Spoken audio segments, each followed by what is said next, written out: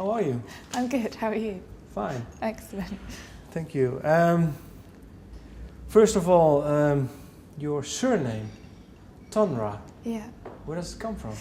It's actually Irish. It doesn't sound very Irish, but yeah, I'm not sure where it's if it's come from anywhere previous to that. But yeah, my grandfather, it's my dad's name basically. Yeah. So yeah.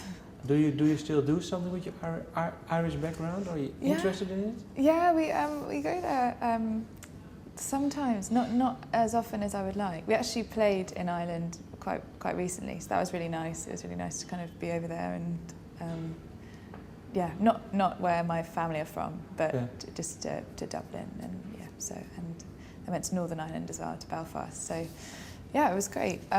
But not enough really. We don't really go there enough because my mum's Italian, so she kind of always used to win with the holidays thing, you know. So she always used to we used to go to Italy as kids on holiday. So but I have been a few times back to where my dad's from for a wedding and things like that. So yeah. Well, so your mom is Italian and your dad's from Ireland. Yeah. How did they meet? Well, actually, my dad was they were both born. Actually, no, my dad was. This is so complicated.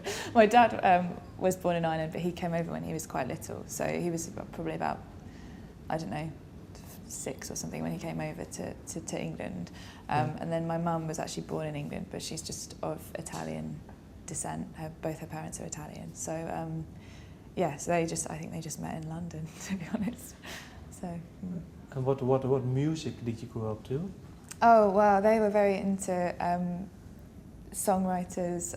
My dad's Neil Young and Bob Dylan, and my mum was a big David Bowie fan, and so just kind of that time, of that era, I suppose, when they were maybe probably my age now, and the music they listened to at that time.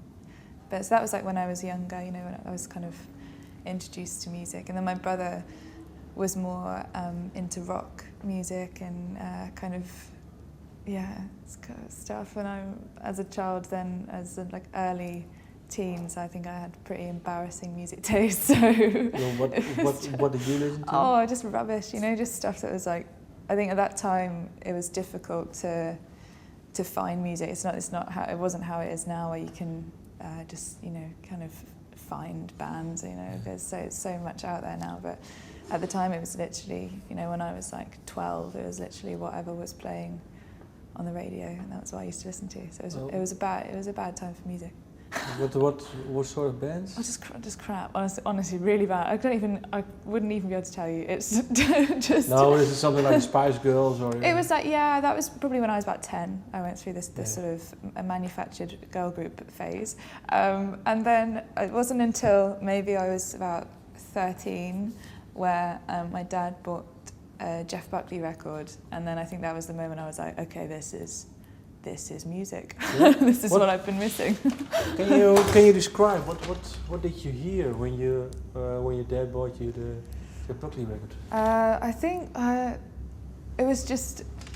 I think first of all it was just the voice. It was his voice, and then obviously lyrically it was different to anything I'd really heard before, and it was kind of abstract, and the musicality of it was just quite raw, and I don't know, there's just something about it which kind of spoke to me in a way. I don't know, I just related to it, and but it was mainly, I've always been like that actually. I've always really picked up on lyrics a lot, and I think that's something that when I listen to a song, I do always tend to pick up on them, even if it's like minimal electronic with like a few lines of lyrics. I'll still be like, listen to the lyrics, and you know. How come?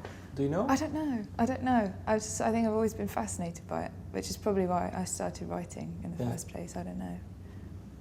It's weird. Maybe the songwriters thing. Actually, maybe it's because my parents played a lot of songwriters, so maybe it was just that initial thing that started me off.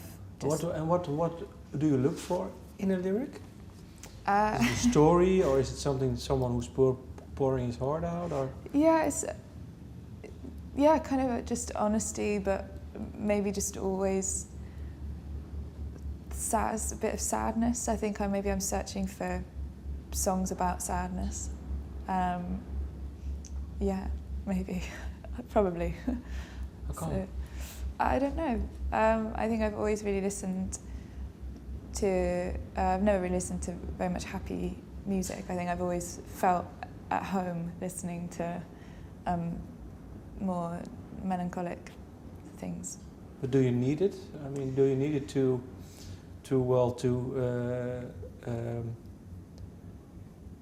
be at ease with your own feelings, or?